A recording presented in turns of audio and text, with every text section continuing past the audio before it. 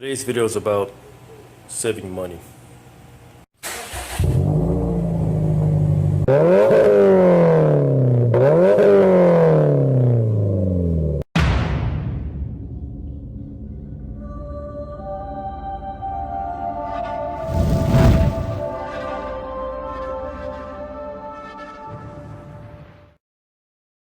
Alright, what's up ladies and gents? I'm back here again so soon from my last video, which I explained I did not like the look of the feed line coming from the firewall to the rail. This is my fuel regulator kit is based off of IAP or Cobb's, which you can pretty much do yourself if you've got the skill, and I'll show you guys how to do it if you guys don't have any skill, but it's fairly easy. Here's the look of the return side. Fuel connectors, same exact ones that they use. Yeah, heat shrink, some sleeving, some more heat shrink, and a high pressure fuel line to another heat shrunk sleeve over an OCTurboJoe clamp to the regulator itself, and it's on the stock location mount for the fuel rails. And there is a 12mm bolt, the spacer, a nylon spacer, a 12mm button head nut, and another OCTurboJoe clamp with a heat shrink again with sleeving. I don't know if you guys can see that, but it goes all the way to the back to another fuel connector, also with clamps. Alright, so before we get started on parts, I just want to show you guys what we're up against. This is your stock fuel pressure regulator setup. Right here is a feed coming from the firewall going to the fuel rails and eventually to your engine, to your injectors. And as it comes back, here's your fuel pressure regulator that regulates fuel, that returns it, and it goes back to your firewall. These are dampers which reduce oscillation from your injectors from when they open and close. So they make noise, and I guess they disrupt fuel delivery. So that's what they're there for. And this is a balance line. Like I said, I quite don't understand what this is for. But anyway, it causes problems for people who are at stage 2 and above. So what today we're going to do is we're going to make our own lines. Cobb sells the fuel stumble kit for about $2.90, and if you're going to add the reference line kit relocation, it's going to be another 20 bucks, so it's literally $300. IAP makes a cheaper solution, but still, yeah, it's still a lot for what it is. So first things first, we have the high pressure fuel line, 5/16 inner diameter, yes, 5/8 outer diameter, but you can see it's high pressure, so make sure you don't get carbureted lines, otherwise your lines will rupture. But this is multi-fuel compatible, the 85 gasoline, whatnot. What else I have here? This is about like $12 for 3 feet. This is 2 feet right now because I already used some. This is heat shrink. It's optional. It's $2 from Home Depot. This is a damper I'm going to use on the feed side, which was about $45, I think, 50 bucks maybe. And these are the connectors we'll be using, same exact ones that Cobb and IAP uses. They're from Napa. Focus, son of a bitch. But the part number is 7305617. As you guys can see there, 5/16 inner diameter. And you guys can pause if you guys want to, if you guys want to see exactly what it is. But I bought two sets of these. They come in two, about $7, so it's 14 bucks each. 14 bucks for two, in fact. Yeah, and this is a OCTurboJoe clamp, single ear, one use type clamp, stuff you find in your car from the dealer. This is a 5/8 outer diameter that we'll be using for our application. Oops, can't miss it. You can buy this on Amazon for 10 bucks for this whole kit. There's all kinds of sizes, so the rest can be, not put to waste. Use it for other things. This is optional. This is a sleeve for your hoses. This is off my PC actually, and it withstands heat under the hood. So yeah, more for that. Guess what else do we have here? I think that's all for the parts. So that's about like, oh, I forgot the regulator. Regulator costs, fuel pressure regulator. It costs about 75 bucks. And it depends where you get it from. That's how cheap I got it. So all in all, whether if you get this or not, this adds another 50 bucks, so it's about maybe 160-ish minus this would be 114. So you save about a third of the price. Actually 2/3 if you were to buy it from Cobb or IAP. IAP is cheaper, but you know, make it yourself, it's better. The tools are right here. We got a fuel line disconnector for these type of fuel lines, these green connectors. So if you look at it, there's two I guess bumps in there that hold it to the line itself. You see that right there? So all you're gonna do is stick this tool over the fuel line and jam it in there. Push those bumps down so that it can pass over the detent, that lip on the fuel line. But there's a problem. Here's another thing, we're gonna use zip ties for this side. Since you can't fit this tool over here, when it's installed, there's no way this tool is gonna fit because it comes up all the way to here. So what you can do is you can use zip ties, and you can use two of them. You're gonna jam them same way in here, one here, as well as here, and you're gonna bump those bumps down. You're gonna expand those bumps so you can yank the fuel line off the hard line on the rail. All right. So next thing is of course hose cutters. Got this from Home Depot as well, and you can also get this from Home Depot. It's a Husky, just a plier or cutter, squeezer. It's a multi-use tool. I use it for squeezing the motor clamps closed, and a blade if you want to get fancy. Okay, so the first thing we're gonna do is figure out how much fuel line we need. So the first thing is I'm gonna shove this in. This is barbed, so once you put it in, it's super tight. It'll take muscle man to take this off. All right, see how tight that is. So we're gonna put a clamp on there. I'm about to do it now. I'll show you guys how to do it. And you wanna orient this to where it'll fit the way it naturally bends. And see these clips here. All right, you want this to be facing up so it's easier for you to grab. So I'm gonna put this hose clamp here. And like I said, this is a one-time use clamp. So once you squeeze it on there, it'll be stuck forever. Okay, so what you're gonna do is you're gonna see the ears right here. We're gonna squeeze that shut. As you squeeze it, it'll grab and it'll be permanently affixed to the hose. All right, just squeeze, and that's how it's gonna look. Just like that. Okay, that's not gonna go anywhere.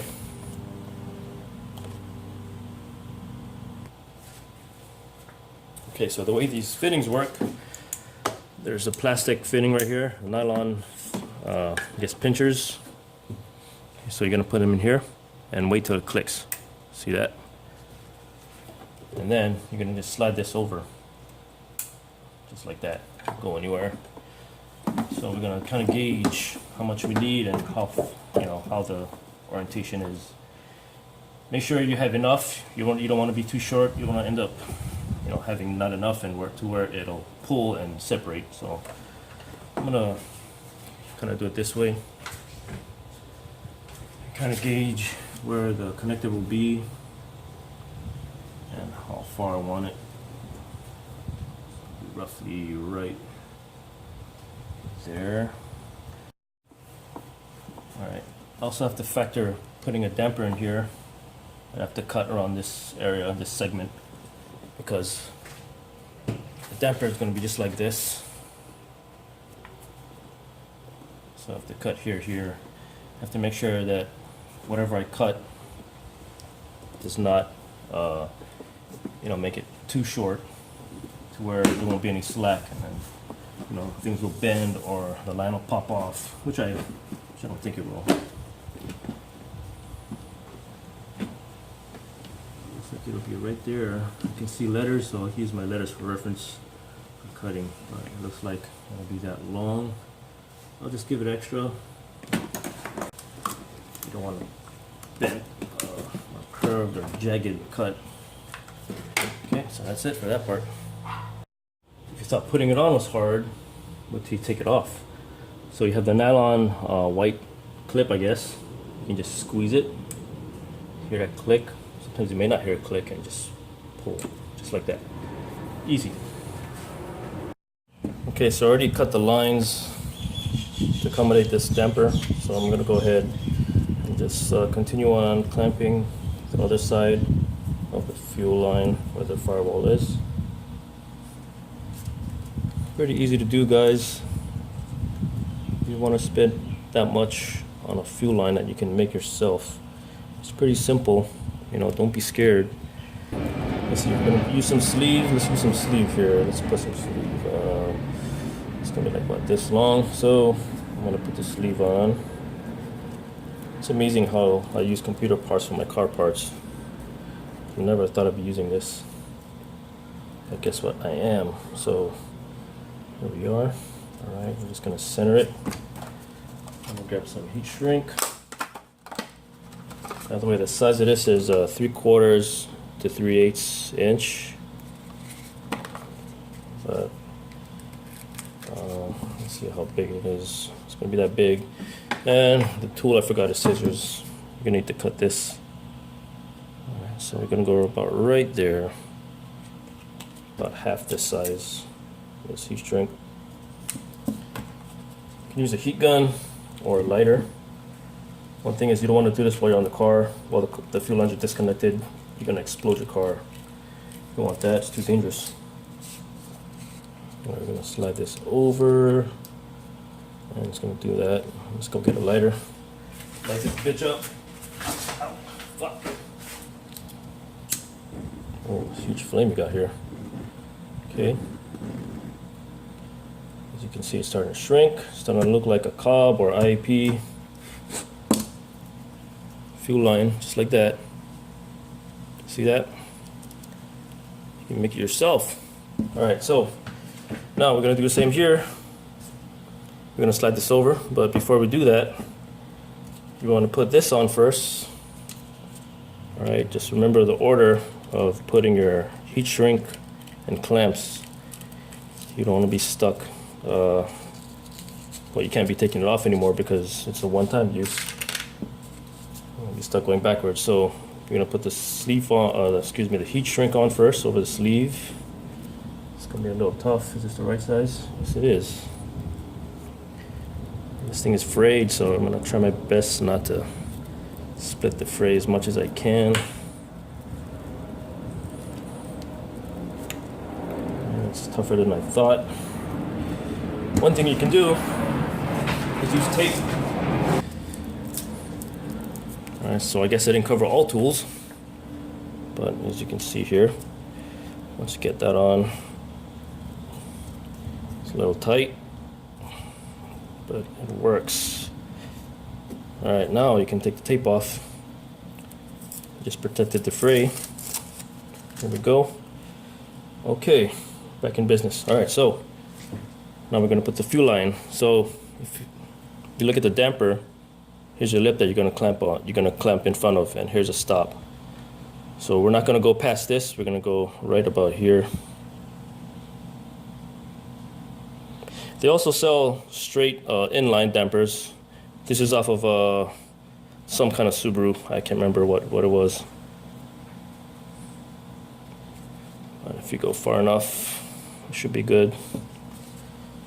Alright, so we got our line on. Okay, we're going to slide the clamp on, and we're going to clamp the damper on.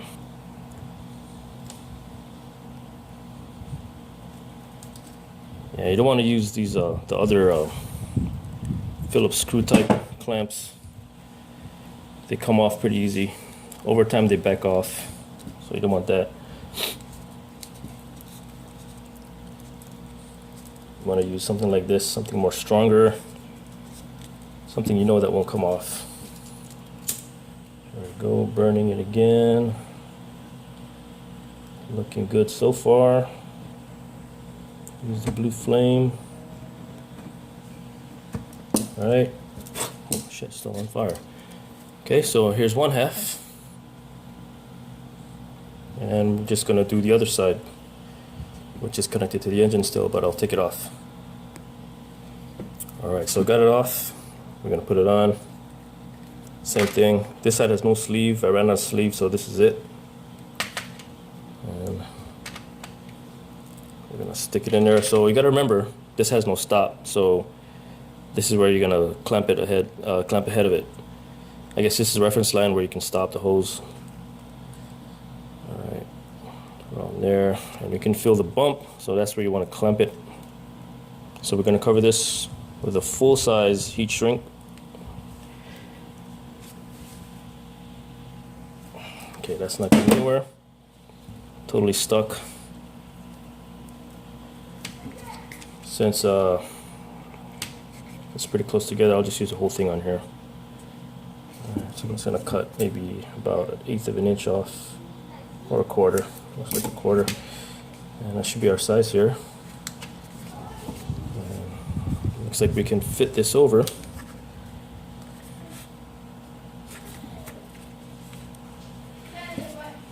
All right.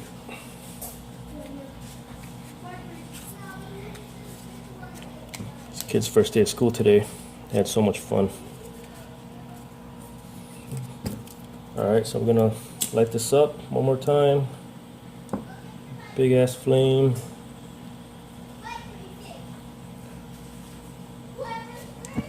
It's a blue flame side. You don't want to burn the shit out of it. I'm not showing you guys what I'm doing.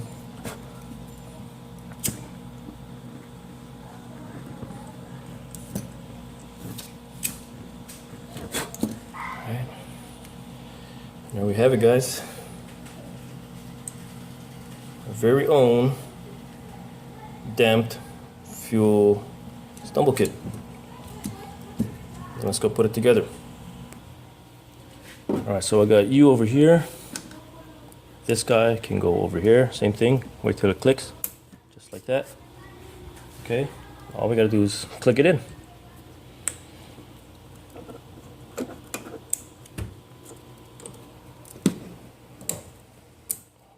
There we go.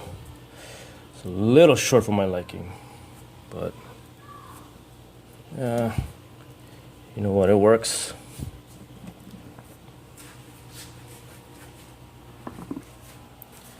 There you go. And I forgot to show you guys the manifold relocation reference line. So it used to be, I'm not sure if you guys can see it,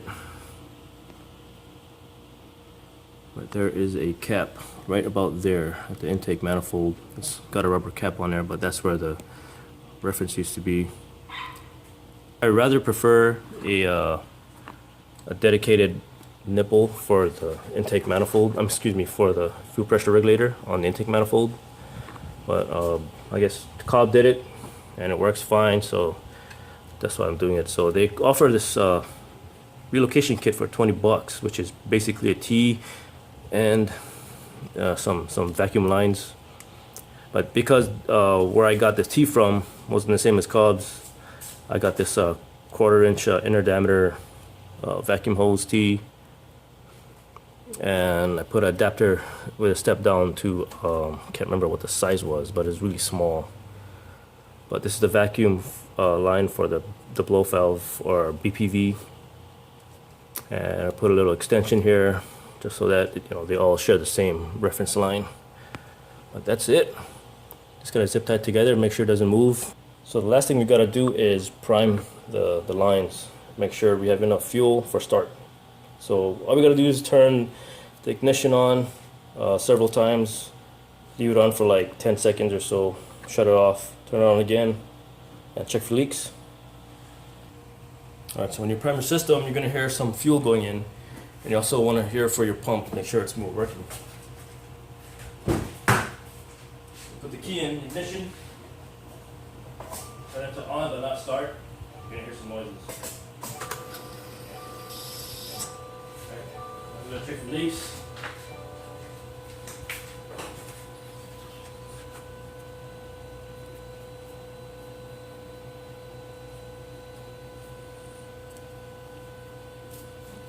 It's good to me. Let's do it again.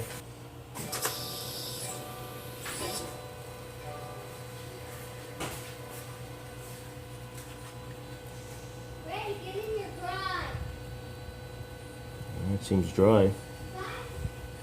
Check the other lines too, especially your fuel regulator if you're a build one. Make sure you don't want any leaks, you don't want fires, you don't want to run out of fuel at all.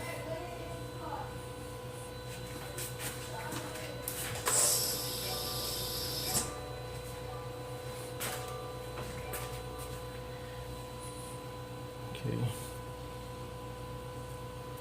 And you want to squeeze it, just do a little squeeze check just to make sure there's no air going in, or you don't have, or or if you don't have a good clamp. You should feel the pressure. It's really hard on this side, on the feed side, so seems good. There's no leaks at all. Alright. Do one more time for good luck. And I'll go for that.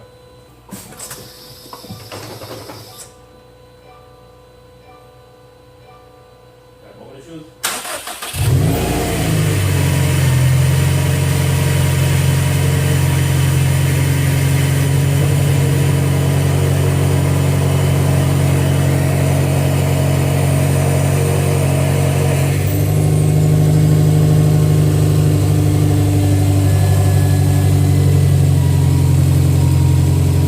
Looks like it's tight, but it's really not. There's some slack in there. I could have made it a little bit longer, but right now it's good.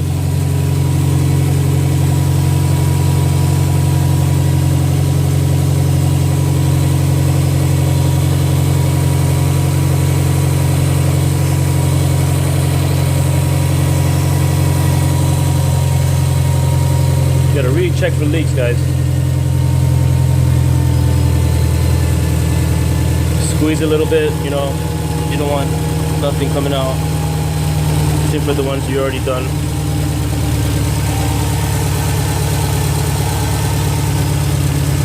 Yeah, so I brain farted earlier about the size of this. This is about 3/16 to a quarter adapter, and then to a quarter T. That's it, guys. That's it. If you like what you see, like and subscribe. See you later.